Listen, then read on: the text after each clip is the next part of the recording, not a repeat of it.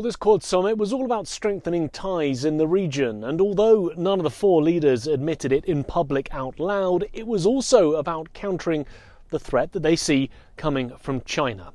At the start of the meeting, US President Joe Biden announced a series of initiatives that he said would deliver real positive impact for the Indo-Pacific. Now, that includes new maritime technologies, the first ever cooperation between the nation's coast guards, and an expansion of an initiative that monitors illegal fishing. On top of that, there's also increased military logistical cooperation and a joint health initiative to combat cervical cancer. That's a global expansion of President Biden's signature Cancer Moonshot program. Now, PM Modi said that the Quad has enhanced cooperation in every sphere in ways unprecedented. He also championed the need for a free, open, inclusive and prosperous Indo-Pacific. But also this was President Biden's swan song. As the outgoing president, this is the last summit that he'll hold, and the fact that he chose this as his final summit shows the importance that he places in this regional grouping, in the need to counter China and in the personal relationships that he's built up with the three other leaders during his time in office.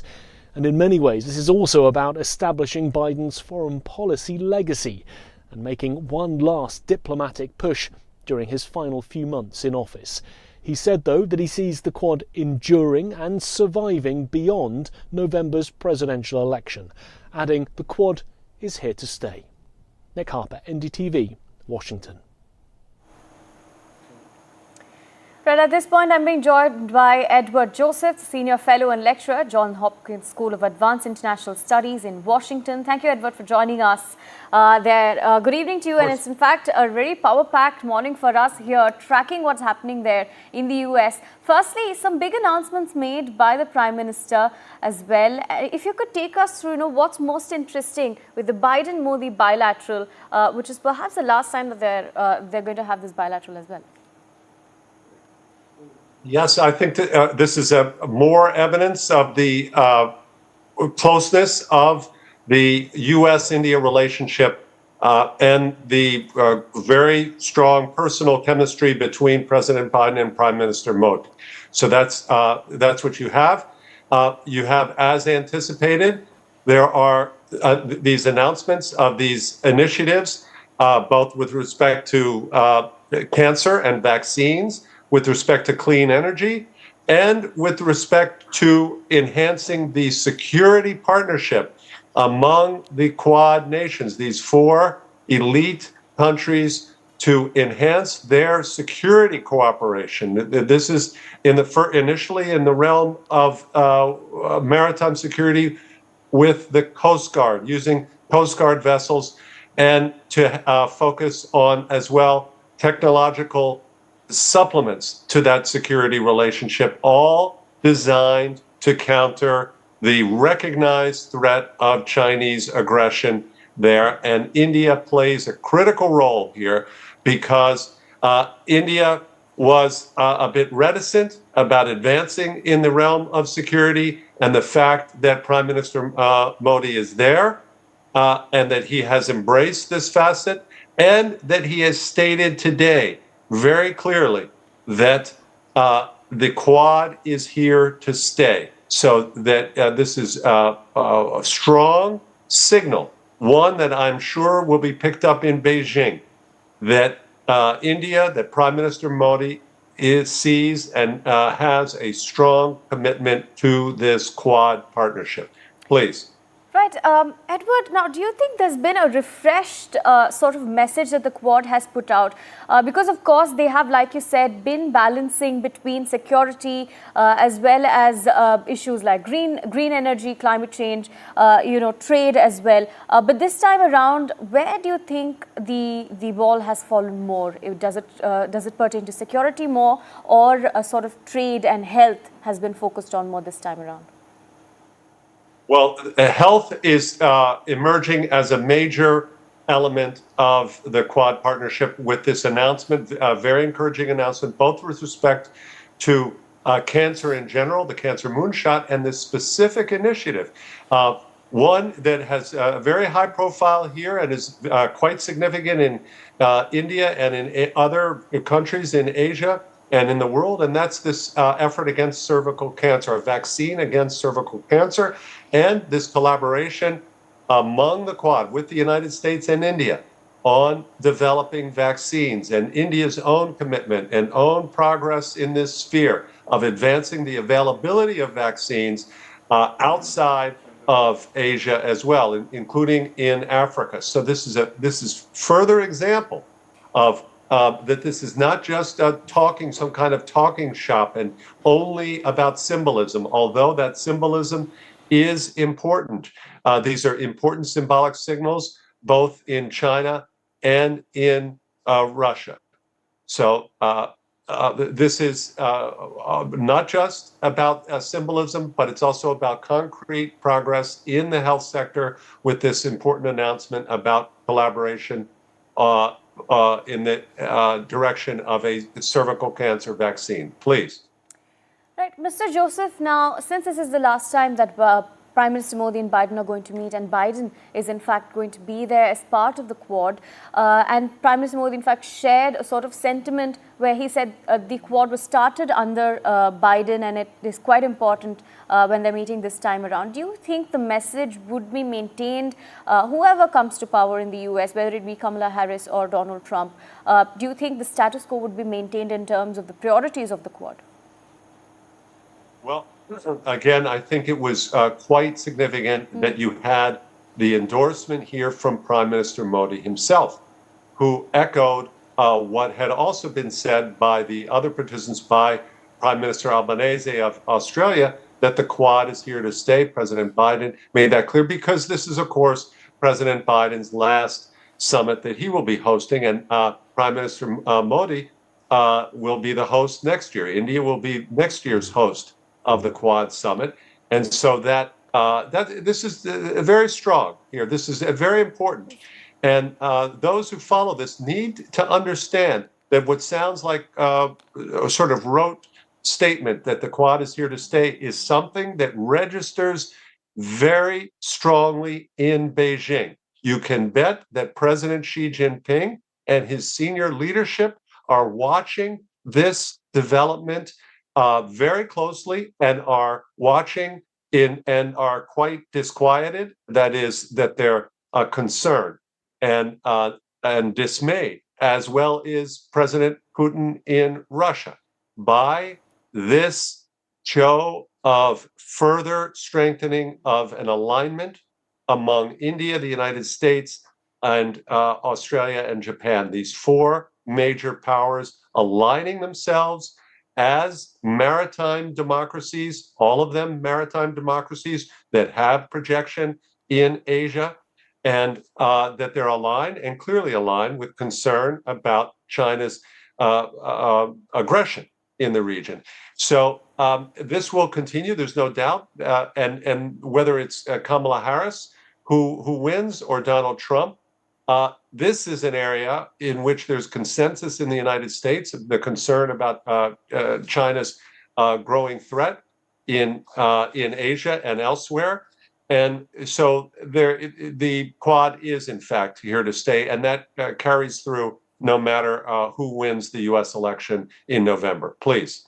Right, Mr. Joseph, stay on with us. I'm also being joined by Peter Kuznick, joining us he's a professor of the American University. Thank you for joining us, Mr. Kuznick. My first question to you is, this time around, in the Prime Minister's statements as well, where he's made at the Quad, the statement he's made after meeting Biden, as well as at the Moonshot event, he's focused more on the sort of humanization or connecting to the people that the Quad has. For example, he's mentioned that the Quad works for global good, to assist, to partner, to complement. He's also said that, when the Quad acts, it acts not only for nations, but for the people. Do you think that has been emphasized more this time around in this Quad summit? Yeah, I think that's a very important point. The message from Prime Minister Modi is a little bit different from some of the messaging that we've heard. They did not talk about China in their official statements, even though we all know that the reason why President Biden really revitalized the Quad was as part of his system of alliances throughout the region against China. Prime Minister Modi is not going there in the same way. Prime Minister Modi has maintained a non-aligned foreign policy. And he knows that this meeting is occurring at a time when there is already a war going on between Russia and Ukraine, when there's already a war going on between Israel and Hamas, and the very strong possibility, as American leaders are warning, of that expanding into a regional war in the Middle East. The last thing that we need is another series of military confrontations, an escalation of that in the Pacific. So Prime Minister Modi has played a moderating role in the other crises. And he's one of the few leaders who actually has good relations with both sides or all sides when it comes to Russia right now. It's very significant that when the NATO summit was taking place in Washington, Prime Minister Modi went to Moscow. And what he said there was, this is not a time of war. He says, this is not an era of war.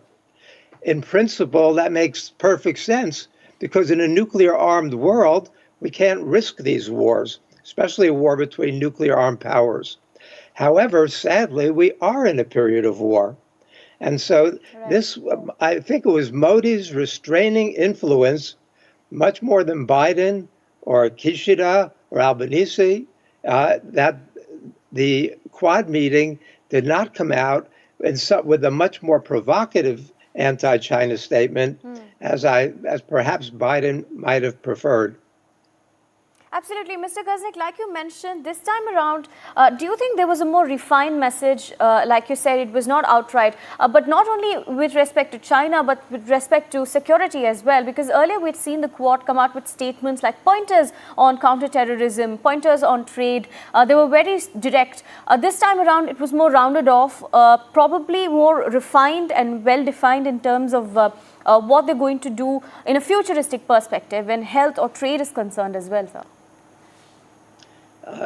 They are being future-oriented in the same way that we could say that the Harris campaign in the United States is much more future-oriented, with the Trump campaign being backward-oriented.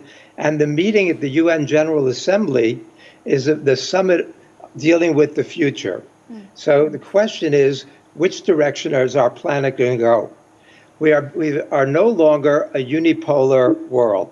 We're in a multipolar world, which is why India is so important right now, because Modi is one of the few leaders who has a tendency at his best to speak for the planet. What we've got is other leaders who are pursuing parochial nationalism. But what we need are leaders who take a planetary perspective and speak for the interests of everybody. Now, there's some competition going on for who's going to represent the global South. And clearly, India is in a position to stake out a claim to that leadership. And it's going to be pro-peace, it's going to be pro-development, it's going to be dealing with questions about health, like today's meeting did. These are the kinds of things, economic development, that the world is looking for. We are not looking for more military confrontations, more military spending. You see a country like Japan doubling its defense spending. We see the Philippines giving the United States 4 new military bases. We see a world in which confrontation seems to be the more defining element. But Prime Minister Modi was correct to say this is not a time of war. And we need to begin to talk to each other, because what's become a dirty word in the West is diplomacy. And so what we need to do, Putin has said he wants to negotiate over Ukraine. We should call his bluff. We should sit down and start talking to him. We don't want that situation to be even worse than it is a year from now, with hundreds of thousands more dead and wounded, and still a stalemate on the battlefield, or Russia gaining more ground. And so the last thing we need would be more confrontation in the Pacific, and I see that Prime Minister Modi is trying to steer us away from that. Absolutely. Mr. Kazdik and Mr. Joseph, stay on with us. Let me give our viewers some context on the moonshot event as well. I'd like to discuss a bit about health because the External Affairs Ministry in India also has emphasized that the focus this time around was health. Now, Prime Minister Modi had made a big announcement and said that India will provide 40 million indigenously prepared vaccines for the cervical cancer at the Cancer Moonshot event in Delaware on the sidelines of the Quad Summit, of course. Now, making the announcement, the Prime Minister also extended the support of sampling kits, detection kits and vaccines worth $7.5 million. Speaking at the event, he also said that when the Quad acts, it's not just for the nation, but for the people as well. Now, this is an important statement. He also said that, he backs President Biden's cancer initiative. That's another big statement that he's made. Mr. Joseph, now, if we're talking about the cancer event there, Prime Minister Modi's announcements are quite major when it comes to health, especially cancer development, research and vaccines. That is sort of a landmark initiative, especially at a global forum, sir. Yes, your points are absolutely correct, and these are all quite encouraging statements and steps in the health sector. With respect, though, the focus really is, and the wider significance is, in fact, security. And if I may convey a couple of points here, when Prime Minister Modi, who has played an important role in his messaging, especially towards the aggression of Russian President Vladimir Putin towards Ukraine. And in fact, it was not during the NATO summit when Prime Minister Modi said this is not a time of war. It was in September of 2022, back in September of 2022. And you'll remember, of course, that it was in February of 2022 when Vladimir Putin launched his unprovoked aggression against Ukraine. And it was in that context that Prime Minister Modi said this is not a time for war. It was widely seen and correctly seen as a reproach to Vladimir Putin. And the same goes with China. It is India's willingness and Prime Minister Modi's active willingness. Look at that imagery that's showing on your screen right now. This is not Prime Minister Modi telling President Biden, you're going too aggressively in China. You do not get an image like we have on our screen, shoulder to shoulder. And look who is next to President Biden. It is Prime Minister Modi right next to him in that image. That is not an image that's saying, United States, President Biden, you're being too aggressive with China. Right. Third point, this notion that somehow it's significant that China isn't mentioned in this year's statement and that somehow Prime Minister Modi is the one who stopped that. Well, if we look at last year's statement, the one that was done in Hiroshima from the Quad, it also doesn't mention China. So this is nothing new. There's no significance. There's no, here's some hidden move here by Prime Minister Modi or India. This is their protocol. This is how the Quad operates. They deliberately they have not mentioned China. The one in 2023, what they say very clearly is that no nation should dominate its neighbors. And that's what it's all about. And we should remember here, before we get carried away on some kind of notion that Prime Minister Modi is somehow restraining, that India is itself a victim of aggression on its border with China and has serious concerns about Chinese aggression. India itself is a bordering nation, the only one in the Quad that actually has land borders with China. Australia, of course, does not, and Japan, of course, does not. Those are both island nations, and nor, of course, does the United States. Right. So India knows something about Chinese aggression, knows something about Chinese intentions, and it knows that just as in Ukraine, the same holds true in Asia, that the way to avoid confrontation and escalation is with unity and strength, projecting strength and unity, because China's intentions are very clear, and one only needs to look or ask, for example, the leaders of the Philippines about weekly attempts of Chinese aggression, Chinese attempts to subvert the sovereignty and territory of a much smaller country in the Philippines. The same goes with Taiwan, with Ask South Korea as well. They will all convey similar concerns. Their concerns are about the aggression from China, not a bellicose stance from the United States. Please. Absolutely. Thank you, Mr. Joseph, for joining us and sharing your thoughts on this particular development.